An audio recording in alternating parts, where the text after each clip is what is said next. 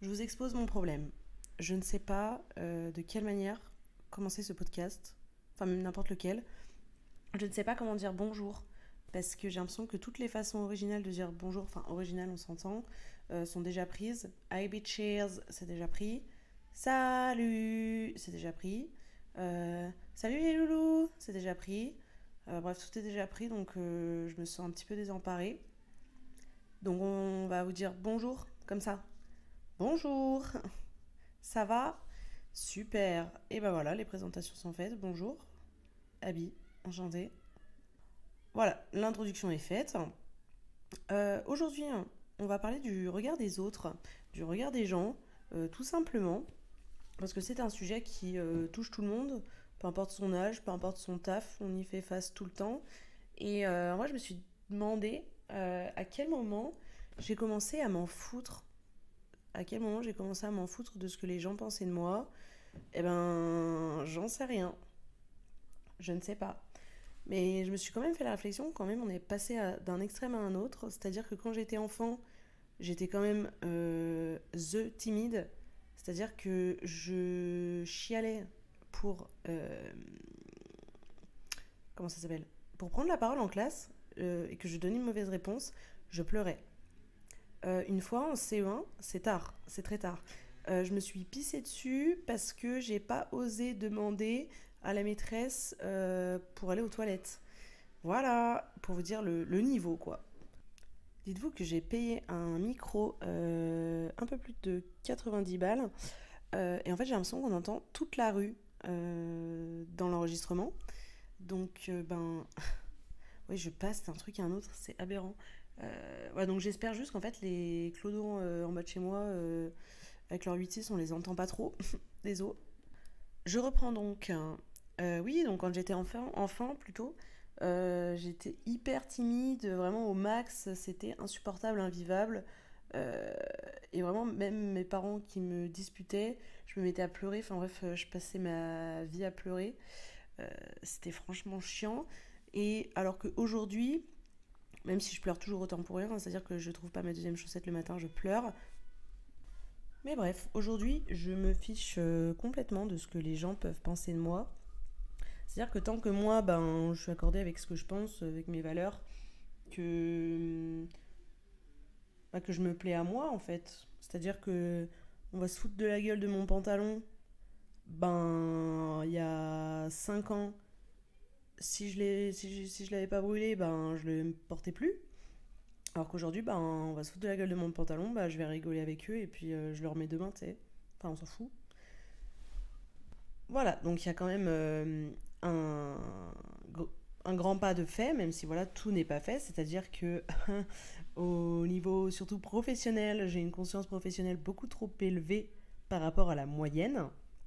C'est pas du tout pour me la péter, mais c'est-à-dire que je préfère faire le maximum, rentrer chez moi en étant en burn-out de ma journée, plutôt qu'oser dire ça va pas. Donc c'est un travail, hein, bien sûr, bien évidemment, j'en ai conscience, c'est déjà une avancée.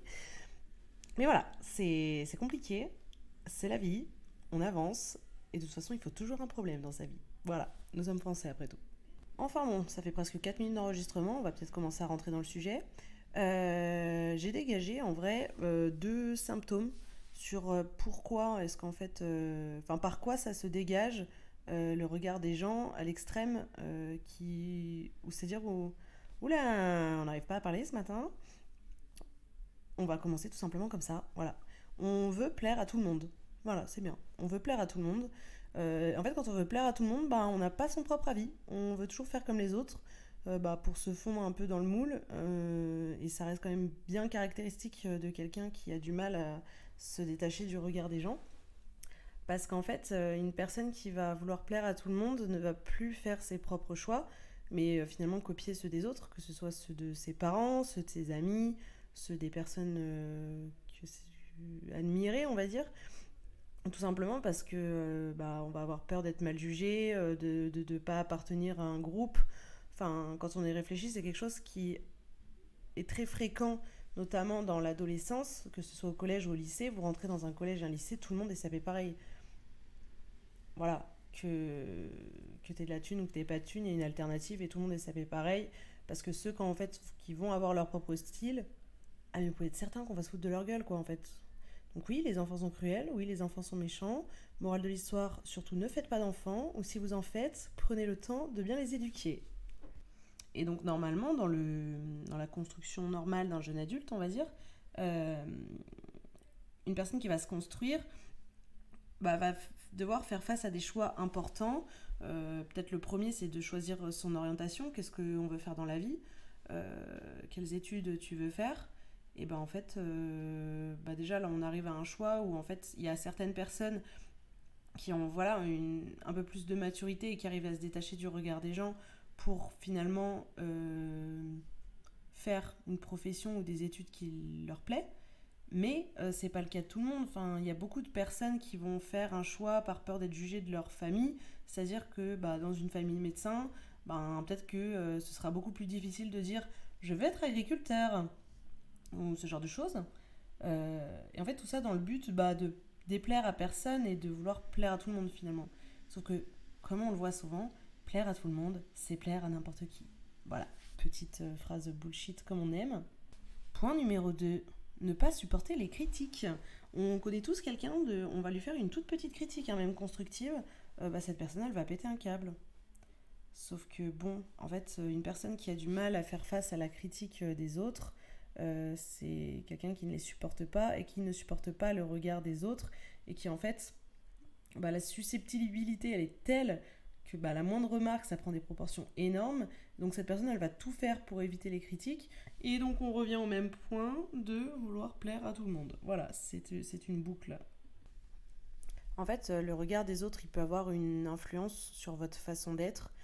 Ça vous renvoie en fait souvent une image qui est très sévère de vous-même, où vous êtes constamment en fait en train de vous dire cette personne pense ça de moi, cette personne m'a dit ça donc elle pense ça de moi, cette personne elle m'a super mal regardé tout à l'heure, ça veut dire que j'ai fait quelque chose de mal.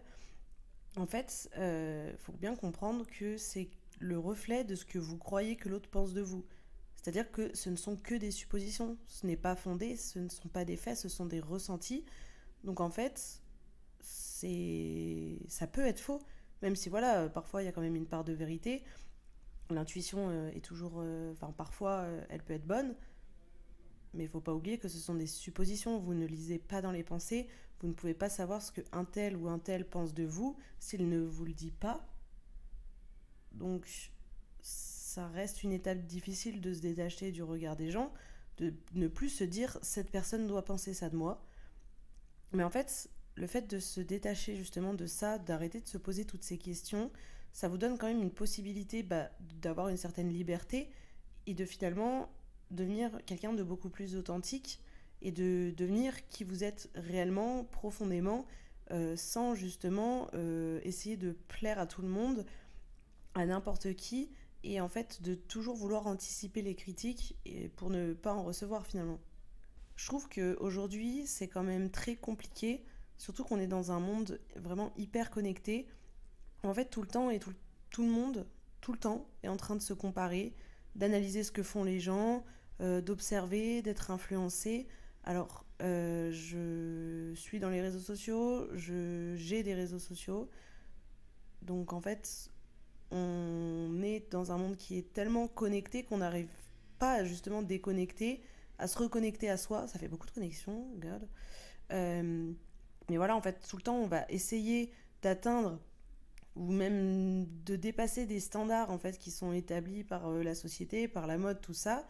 Et en fait, vous allez essayer de devenir la meilleure version de vous-même selon le regard des autres, selon ce que vous voyez sur les réseaux sociaux. Vous vous dites, je dois devenir that girl. Vous savez, la meuf qui boit tout le temps des jus détox et tout machin. Mais les gars, déjà, faut bien comprendre que les réseaux sociaux, c'est pas la vraie vie. Ça se trouve, cette meuf, elle se tape des gros burgers, mais juste elle fait pas de story en fait. Donc déjà, la vie des gens n'est pas parfaite, la vie des gens n'est pas celle qui est retranscrite sur leurs réseaux sociaux. Parce que vraiment, si les gens ils mettaient des stories en train de chialer toutes les nuits, voilà, ça n'a plus le même intérêt. Et même, je veux dire, les réseaux sociaux, je trouve que ça a beaucoup poussé un sujet, c'est que on a du mal à être soi-même ou à du moins prendre de décisions sans l'approbation des autres gens. Et donc en fait, on finit par plus croire en les autres qu'en soi-même. Un truc débile, mais je me rappelle quand j'étais au lycée, avant de poster une photo sur Instagram, je demandais à toutes mes potes laquelle je mettais, sur laquelle j'étais la plus jolie ou quoi que ce soit. Mais Mazin, mais ça va pas. Enfin, je veux dire, déjà, tout est subjectif. Et puis le plus important, c'est quand même de se plaire à soi, quoi. Donc bon, je trouve qu'aujourd'hui, ce sont des choses qui se perdent énormément et que c'est franchement dommage. Quand on va prêter attention au jugement des autres gens, ça va. Je trouve que ça dégage quand même le fait qu'on a besoin de plaire et qu'on ne se plaît uniquement dans le regard des autres.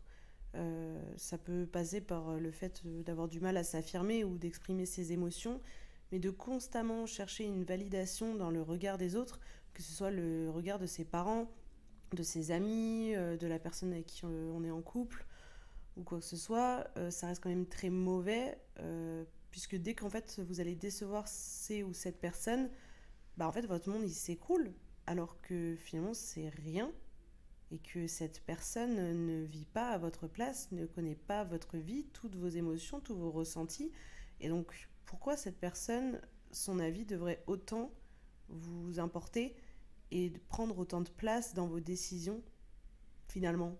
Voilà. Donc bon, déjà, la morale de ça, c'est que à toujours vouloir renvoyer une image qui correspond aux critères des autres, bah, c'est épuisant. Vous allez être vraiment très fatigué. Le burn-out vous guette. Vraiment, très très fort. De loin, mais il vous guette. Donc en fait, il faut avancer pour soi et clairement pas pour les autres, hein. La meilleure version de vous-même, c'est pour vous que vous devez l'atteindre. Et de toute façon, vous l'atteindrez uniquement par vous. C'est pas du tout français, mais je pense qu'on s'est compris.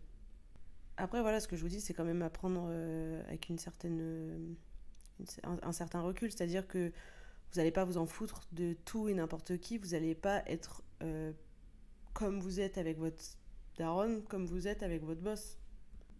Mais justement, de ça, en fait, il faut vous dire que la personne qui est en face de vous, elle va avoir un avis sur vous, mais son avis il va être quand même influencé par le contexte de la relation que vous entretenez avec cette personne. Et puis même, dans tous les cas, demain, vous vous détachez du regard des gens, ben, vous vous adapterez toujours justement voilà, à votre personnalité en fonction de la personne en face de vous, en fonction de votre empathie, en fonction de ce que vous faites sur le moment, de votre journée. Enfin voilà, la vie, c'est pas une longue ligne droite, hein, et c'est comme les sentiments, c'est comme une journée, c'est comme tout et n'importe quoi.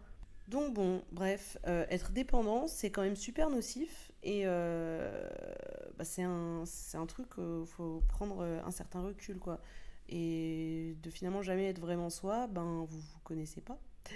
Et oui les gars, voilà. Voilà, faut s'affranchir de cette emprise du regard des gens qui finalement ne dépend que de vous, puisque c'est vous qui décidez de comment vous prenez leurs avis. Donc après, voilà, il y a quand même des choses dont il faut avoir conscience. C'est qu'on ne se détache pas du regard des gens comme ça, en un clin d'œil. Ça demande quand même un petit peu d'effort, de choses à mettre en place, mais aussi quand même d'une grosse prise de conscience. Déjà, ça demande de la confiance en soi, c'est vrai, et voilà, faut pas se le cacher, de dire haut et fort ce qu'on pense. Faut quand même avoir un minimum d'estime de soi, une certaine force de caractère et donc de confiance en soi. Mais plus justement on s'habitue à pas dépendre du regard des gens, plus ça devient facile. Et progressivement, en fait, vous allez être beaucoup plus axé avec vous-même, puisque vous allez vous rendre compte qu'en fait, votre seul point de repère, c'est vous-même. C'est-à-dire que ça sert à rien de se comparer aux gens, il faut se comparer à la personne que vous étiez hier pour devenir la personne que vous voulez être demain. Vous allez, par exemple, vous laisser davantage guider par votre intuition, ça va prendre de plus en place dans votre vie, et vous allez vous faire confiance à vous, vous allez beaucoup moins demander l'avis des gens, que ce soit pour prendre une décision, même au resto, je veux dire, de pas... Enfin, je sais pas, c'est un truc débile, mais que j'ai déjà vu sur TikTok, mais truc de certaines meufs dans les premiers dates qui sont au resto, qui ont envie d'un truc bien gras où tu pues de la gueule, un truc avec de l'ail, ou même, je sais pas, un truc qui se mange avec les doigts, qui sont là, les meufs, elles vont prendre une salade. Mais si t'as faim, ma soeur, bouffe, putain, bouffe, mange avec tes doigts. Pourquoi tu voudrais te dire, mais qu'est-ce qu'il va penser de moi? Bah déjà, je veux dire, ça sert à rien de commencer par avoir une fausse idée de la personne qui est en face de vous, parce que déjà, Ça se trouve, vous n'êtes pas du tout une petite prude bourgeoise qui, voilà, enfin, je ne critique pas les bourgeois, hein, bien sûr, mais ce que je veux dire, c'est que si vous n'avez pas l'habitude d'utiliser des couverts pour manger un burger, bah, je veux dire, prenez vos mains et bouffez-le comme ça. Enfin, je veux dire, merde, à la fin, on s'en fout, putain. Et puis, je veux dire, genre, aucune relation a commencé en se disant, waouh, mais cette meuf, elle tient sa fourchette, mais d'une élégance, hein. Sinon, vous savez, le truc la plus égale plus de Lena Situation, je trouve que c'est quelque chose de très vrai que j'ai commencé à mettre en place un peu dans ma vie. Un truc de loi de l'attraction. Bon, je sais pas trop si c'est ça, je suis pas assez renseignée sur le sujet, mais je veux dire, je sais que depuis que je suis moi-même, d'être vrai avec soi-même, ça attire des gens vrais, des gens sincères, des gens authentiques. Et bah, c'est beaucoup mieux quand même. Hein, les relations sont beaucoup plus sincères, plus honnêtes, plus profondes. Enfin, je veux dire, il faut accepter le regard de l'autre sur vous, enfin, tel que vous êtes réellement et pas tel que vous aimeriez être perçu. Je sais pas si c'est français, si, on va dire que si. Et en fait, justement, en étant la personne que vous voulez être, vous allez attirer des gens qui sont comme vous, on va dire, ou dans le même état d'esprit, parce que vous êtes authentique. Et puis même, de toute façon, votre vie, en fait, en étant vous-même, elle aura davantage de sens et vos relations, elles seront plus vraies. Enfin, je veux dire, vous allez être dans une sérénité, mais laisse tomber. C'est comme avec la confiance en soi. Bon, après, le truc de la confiance en soi, moi j'ai un peu un espèce de mantra, c'est fake it until you made it. Très clairement, comment dire, je trouve pas que je suis une bête de meuf, mais j'essaye de renvoyer l'image de quelqu'un qui pense que c'est une bête de meuf. Que je suis une bête de meuf plutôt, c'est plus français. Mais franchement, je suis beaucoup plus sereine comme ça. Vous allez rendre votre monde en fait beaucoup plus accessible. Mais par contre, il faut accepter d'être vulnérable. Il faut se dire que ben, potentiellement, vous permettez à la personne en face de remettre en question votre personnalité, votre façon d'être. Cette personne, elle peut carrément vous juger. Et ce que je veux dire, c'est que si vous êtes dans une démarche authentique, bah, vous devez vous dire que l'autre, il a le droit de penser ce qu'il a envie de penser, comme vous pensez ce que vous voulez de chacun, chaque individu que vous rencontrez au cours de votre journée. Et puis, en fait, le fait de se détacher du regard des gens, ça permet aussi de voir les choses autrement. En fait, c'est vous qui allez décider de ce que vous voulez laisser rentrer dans votre vie, c'est-à-dire que si vous avez quelqu'un va vous donner son avis, qu'il ait été demandé ou non, c'est vous qui décidez de ce que vous voulez en faire. Si vous voulez que ça vous touche, si vous voulez le prendre en compte, si vous voulez l'accepter et justement le prendre en compte dans votre construction, ben c'est vous qui le décidez. Je vais pas faire une métaphore parce que je suis éclatée avec ça, mais j'espère qu'on s'est compris quoi. J'ai vu une petite phrase, c'est parce qu'au final, dans les relations, chacun cherche sa place afin d'être aimé et accepté. J'ai rien de particulier à dire dessus, je l'ai trouvé sympa. Voilà. Il faut vous dire que si vous n'êtes pas complètement vous-même, vous n'êtes pas aimé et apprécié pour ce que vous êtes. En fait, vous doutez toujours de l'amour ou de l'amitié ou de la personne qui est en face de vous. Et en fait, il faut sortir un peu de son ego pour vraiment rentrer dans une vraie relation. Même si voilà, je pense que je referai un épisode, enfin j'en ai déjà fait un sur le truc des relations amoureuses, tout ça, mais je pense que j'en ferai un autre parce qu'il y a beaucoup de choses à dire. Mais dans une relation, faut quand même, faut savoir mettre son ego de côté. Et en fait, de tous les cas, faut arrêter d'être dans l'interprétation tout le temps. Je veux dire, genre, on parle, on communique, voilà. Et de toute façon, il faut bien comprendre que vous ne serez jamais certain de ce que pense la personne en face de vous. Déjà, si je peux commencer le mot de la fin, oui, on arrive vers la fin. Souvent, on s'imagine que les autres, ils passent leur temps à avoir une mauvaise opinion de nous, à penser négativement, à se dire, ou je sais pas, à se foutre de notre gueule ou quoi que ce soit, mais enfin, faut bien comprendre que dans la réalité, ben, la plupart des gens, ils sont bien trop occupés par leur petite personne, leurs propres problèmes, pour émettre en fait un jugement à votre égard, qui soit négatif ou positif. Les gens sont égoïstes, c'est-à-dire que vous ne pensez pas à chaque personne que vous avez rencontrée, avec qui vous avez interagi dans votre journée le soir en vous couchant. Ben, c'est la même pour les autres personnes, quoi. Vous n'êtes pas le main character, ok. Enfin, si vous l'êtes, mais dans votre vie, pas dans la vie des autres. Et oui, de plus, comme on le disait au début, enfin comme je le disais plutôt, parce que c'est clairement un monologue, c'est impossible de lire dans les pensées des gens, donc pourquoi on devrait faire des suppositions, se sentir mal, déprimé face à quelque chose qu'en fait on ne contrôle pas. Il faut pouvoir vraiment lâcher le contrôle sur ce que les gens vont penser Il faut garder à l'esprit que les gens, pour la majorité, je parle bien pour la majorité parce qu'on en connaît des cons, la majorité des gens ne vous veulent pas du mal. S'ils ne vous veulent pas du bien, tout simplement, peut-être qu'ils s'en battent les couilles. Voilà, c'est encore très classe, très glamour la façon dont je l'ai dit, mais au moins c'est clair. Alors voilà quoi, juste prenez-vous comme référence. Est-ce que vous passez votre temps à juger les gens méchamment, à leur souhaiter du mal ou analyser toutes leurs petites actions de merde? Absolument pas. Pas du tout. Sauf si vraiment vous avez beaucoup trop de temps libre et dans ce cas-là, il faut se remettre en question. Ça aussi, hein, il y a des gens qui passent leur vie à se foutre de la gueule des autres. J'en ai fait les frais avec ce podcast, hein, vraiment, il y a des gens qui puent le seum, qui ont vraiment beaucoup trop de temps libre, trop de chômage. Ouais, vraiment, c'est chaud, pas de passion, les gars, faut se trouver des hobbies de temps en temps. Voilà. Et pour la petite question rhétorique de la fin, si quelqu'un pense du mal de vous, au fond de vous, qu'est-ce que ça fait? Enfin, vous pouvez pas plaire à tout le monde et bah, c'est comme ça. Et de votre côté, bah, vous portez pas non plus tout le monde dans votre cœur et c'est ok aussi. Et déjà, à chaque fois qu'on va émettre un jugement, vous faire une critique ou quoi que ce soit, demandez-vous plutôt, est-ce que ça aura toujours autant d'importance dans 5 ans? Et bien souvent, la réponse est non. Donc on passe pas plus de 5 minutes sur ce problème à se prendre la tête avec. Voilà, c'est le mot de la fin. Je vous souhaite une excellente soirée, une excellente journée. Je sais pas à quelle heure vous écoutez.